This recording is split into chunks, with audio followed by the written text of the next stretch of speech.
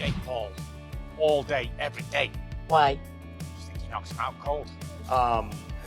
Would you be willing to take the bet with Tyson Fury that's saying that Jake is going to beat you? No, I'm not worried about what Tyson Fury's going to say. That's what I'm saying. It ain't even about the money. I'm betting on myself. Yep. I'm focusing on myself. I'm fully betting on myself. I ain't worried about what anyone's got to say.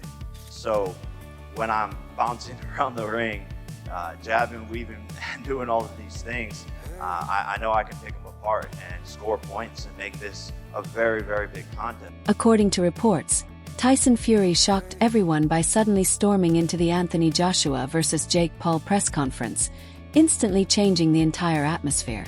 With cameras capturing every moment, Fury delivered a shocking warning to Joshua, insisting that Jake Paul is far more dangerous than the public gives him credit for. He claimed Paul possesses real power, strong discipline, and unshakable self-belief, qualities he believes could lead to a major upset. Fury even declared he would bet $1 million on Jake Paul to defeat Joshua, a statement that sent shockwaves through fans, analysts, and the boxing world. Talk about possibly Joshua using Jake Paul as a tune-up to fight you. What are your thoughts on that? I don't know about tune-up. I think Jake Paul knocks him out. Seriously? Yeah. Why so? What impresses you about Jake Paul? I just think Jake Paul would knock AJ out. I think AJ's a spent horse, and I think Jake Paul's on the rise. I like his new heavyweight look. Bit chubby, bit bulky. I like how Jake Paul calls that full spectrum from. Anthony Joshua has fired back at Tyson Fury's bold £1 million bet on Jake Paul knocking him out. Joshua made it clear he isn't swayed by side bets, hype, or outside distractions. His focus remains entirely on himself and executing on fight night. He dismissed Fury's wager as meaningless, saying he trusts in his own preparation rather than gambling or entertaining chaotic predictions. Joshua emphasized that his priority is simple: step into the ring, handle business, collect his paycheck, and move forward, without getting dragged into betting games or attention-seeking noise from anyone else. Would you be willing to take the bet with Tyson Fury that's saying that Jake is going to beat you? No, I'm not worried about what Tyson Fury's going to say. That's what I'm saying. It ain't even about the money. I'm betting on myself. Yep. I'm focusing on myself. I'm fully betting on myself. I ain't worried about what anyone's got to say. He did say he's going to put $1 million on it. Would you be willing to take that bet with Tyson Fury? Respectfully, I'm not worried about what Tyson Fury's got to say, or I'm not here for any of that betting and nonsense. I'm here to fight, and that's all it is. Once I get the job done, I'm going to collect my check, cash it, and I'm going to focus on the next one. My bet is on me. Jake Paul remains confident he can defeat Anthony Joshua, arguing that Joshua has a history of struggling against smaller fighters, a factor he believes could give him an edge. Analysts, including a commentator named Henry on a podcast, have reviewed Joshua's past performances and identified certain patterns when facing shorter opponents. However, they also emphasize that Joshua's technical skill, power, timing, and significant reach advantage usually outweigh any size-related issues. While Paul highlights what he sees as a weakness, the broader analysis shows that Joshua's experience, discipline, and preparation make him an extremely difficult challenge, regardless of Paul's claims or confidence. But Anthony Joshua definitely doesn't struggle, and that's against guys who are of a similar stature to him. When he won his first world title against Charles Martin, he was a taller heavyweight. Not taller than AJ necessarily, but a heavyweight of taller stature, and he got that one with a very simple knockout. It was one of the easiest fights of Anthony Joshua's career. He had a war against Vladimir Klitschko, but again, he was highly competitive and eventually managed to get Klitschko out of there. In the Kubrat-Pulev fight, while it was a mixed performance, he did end up producing one of his best knockouts.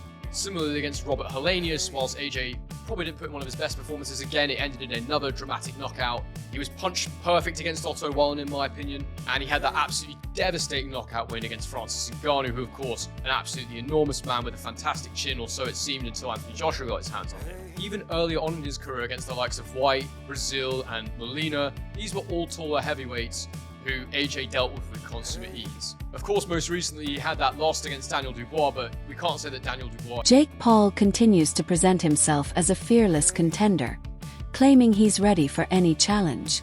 But beneath the bravado, it's clear he understands the massive size difference he's up against.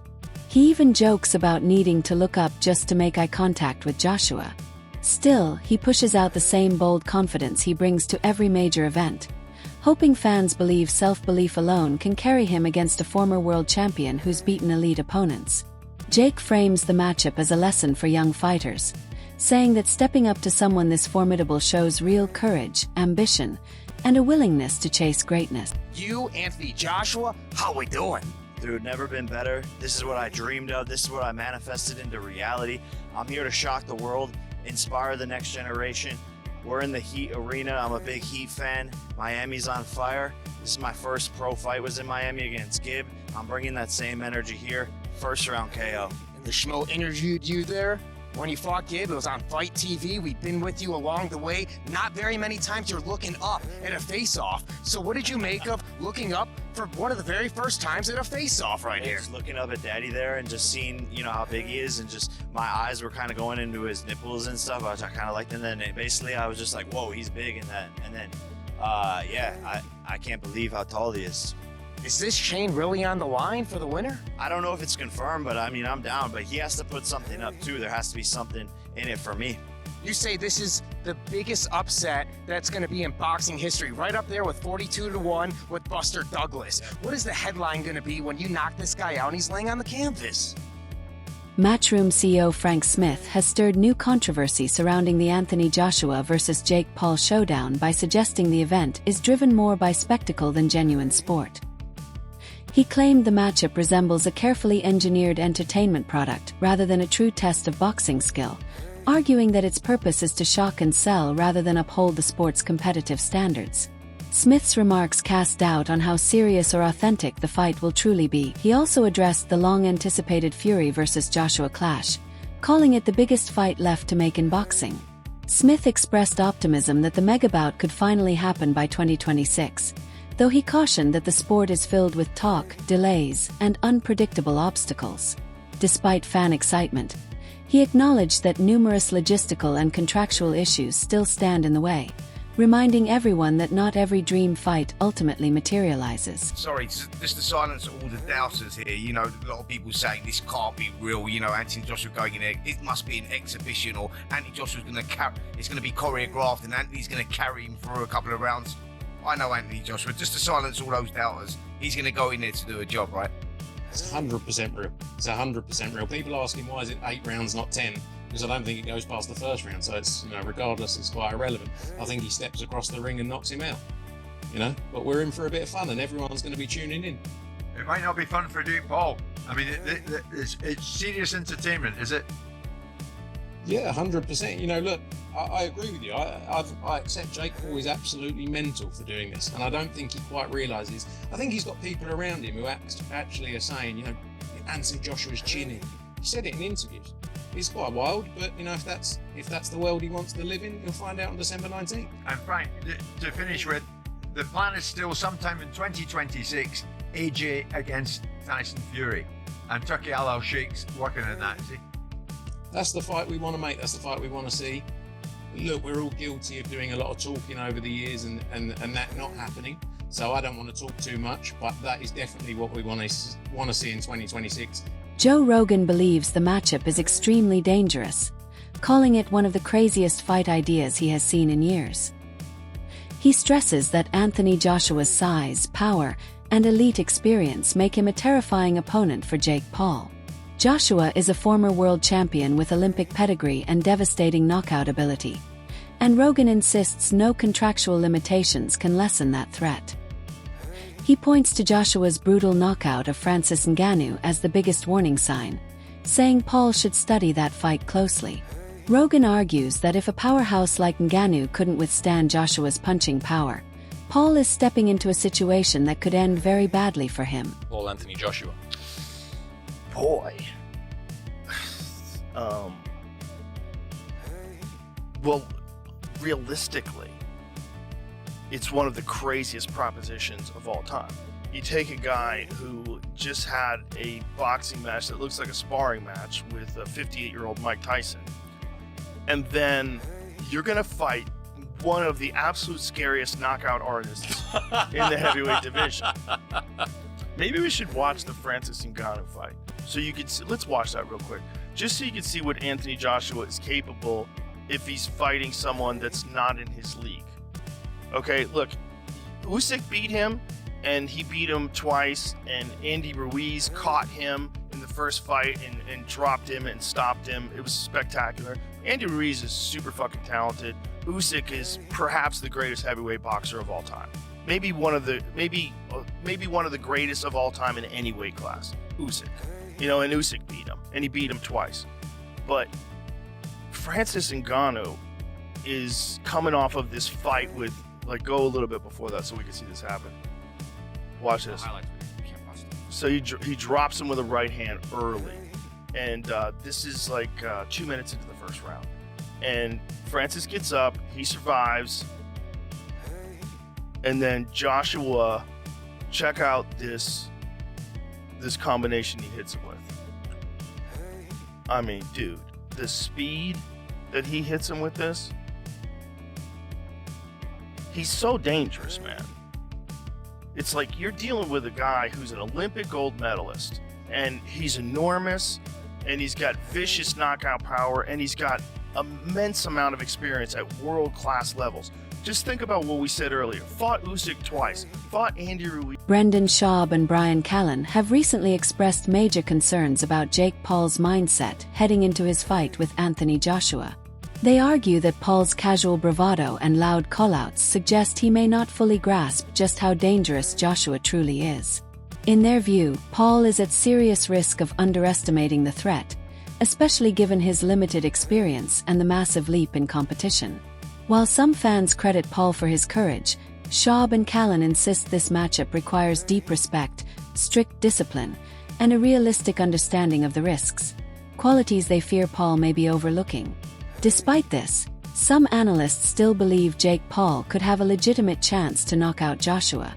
Sparring, getting hit, that you just know. You're talking about Olympic gold medalist. I don't think people understand how good Anthony Joshua is. They see him against Usyk or they see him against Ruiz, and they're like, oh, he lost. And they think somehow that because he's nice, that he's not an absolute killer. I don't think everyone knows that. A lot of people are like, You're hanging out with the wrong people then. I mean, 6'6", 245.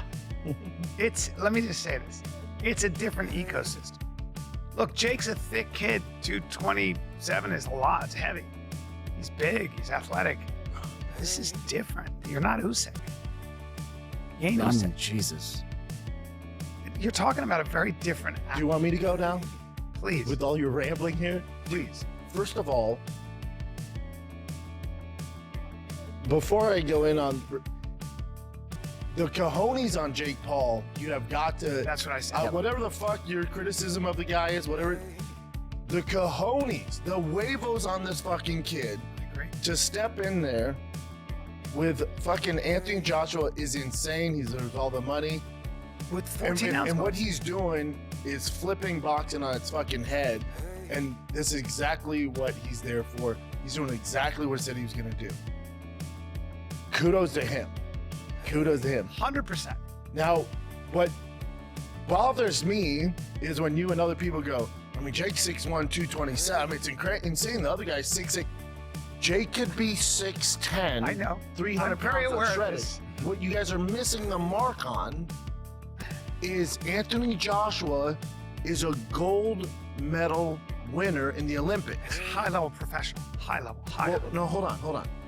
World champion. So, I don't like it when we're talking like, dude, he's It's so not much, a physical so much thing, bigger. it's a skill thing. So I'll say this, and I'm not saying it's a fake fight, it's rigged, especially because you got Eddie Hearn involved, and they're using 10-ounce gloves, 10-ounce which gloves. is a big deal, and it's 8 3-minute rounds. 10-ounce gloves. It's terrifying. That's what you do in professional boxing, heavyweight boxing, which those do nothing, by the way. They do nothing. What you guys need to understand is, if this fight's not fixed, no one's taking a fall, cut all that narrative out. But I will tell you this. If Anthony Joshua decides to take this as... One notable voice weighing in is former world champion and respected trainer Buddy McGirt, who believes the fight is far more competitive than most fans assume. McGirt considers the matchup close to an even contest, pointing to both fighters' size, reach, and punching power as variables that could swing momentum either way. He emphasizes that in heavyweight boxing, A single perfectly timed punch can transform the entire fight, giving an underdog like Jake Paul a real chance to exploit any opening. While Joshua remains the clear favorite due to his experience and pedigree, McGirt and other analysts note that Paul's dedication, steady improvement, and fearlessness create a scenario where a knockout, unexpected as it may be, is still entirely possible. He's going to win this fight by knockout. You would think I'm absolutely crazy, right? But the thing is, it can happen. 10-ounce gloves, heavyweight, Jake Paul can punch hard. But do I think that's going to happen? Absolutely not, mate. Anthony Joshua is an absolute beast, an unbelievable, highly skilled, highly trained, highly experienced professional boxer with power in both hands, and he's really good at finishing people off. And even though I really take my hat off to Jake Paul for taking this fight, I didn't really want to take it because of what's going to happen in the result of this fight, and I want to keep on this Jake Paul train. I think he's doing great, and I love his ambition. I love that he's trying to become a world champion and following his dreams and believe in himself. But at a certain point, you bite off more than you can chew, and this right here... The fight has drawn massive attention, and treating it as a full professional bout carries major implications for both men. Anthony Joshua has suggested he may not unleash his full power, taking precautions to avoid putting Jake Paul in extreme danger. This controlled approach shows Joshua's awareness of safety while still honoring professional standards. He aims to strike a balance between competitiveness and responsibility, demonstrating respect for both Paul and the sport.